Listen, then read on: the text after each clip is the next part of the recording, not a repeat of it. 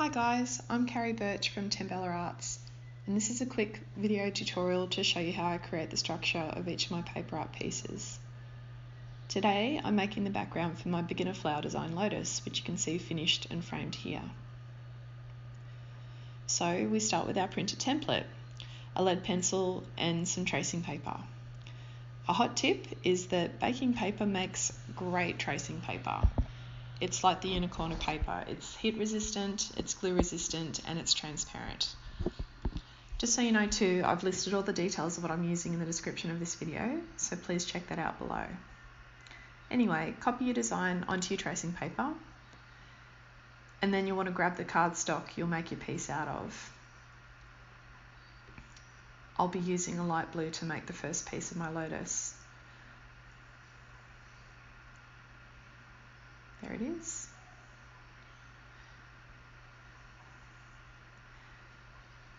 Flip your tracing paper over and copy the design onto your cardstock.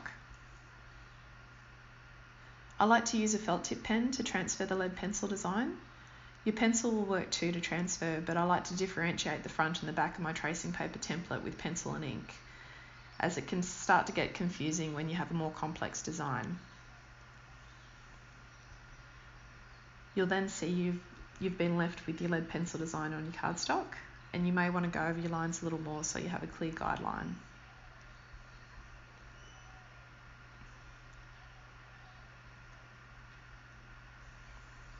And then we can start with the rest of the design, these two petals. For this flower I'm using 2 tones of blue, and the second is much darker, and lead pencil is pretty hard to see on it, so I copy over the original lead pencil trace with a brightly coloured pencil. I like to use the brightest yellow I can find.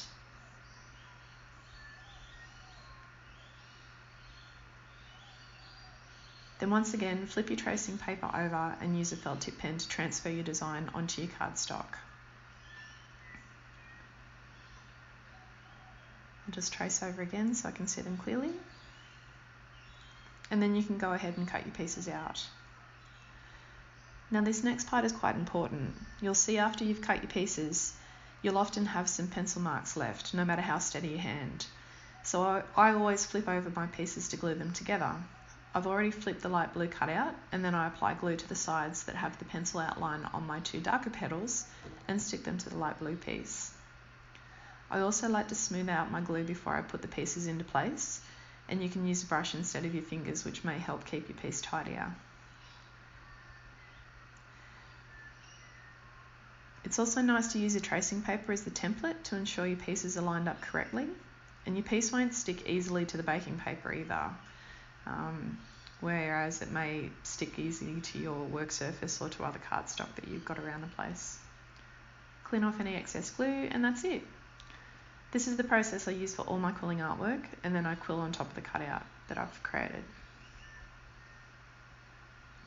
Thanks for watching, guys. You can learn more of my process by downloading my free beginner template, Flower of the Nile, from www.tambellaarts.com.au/flower.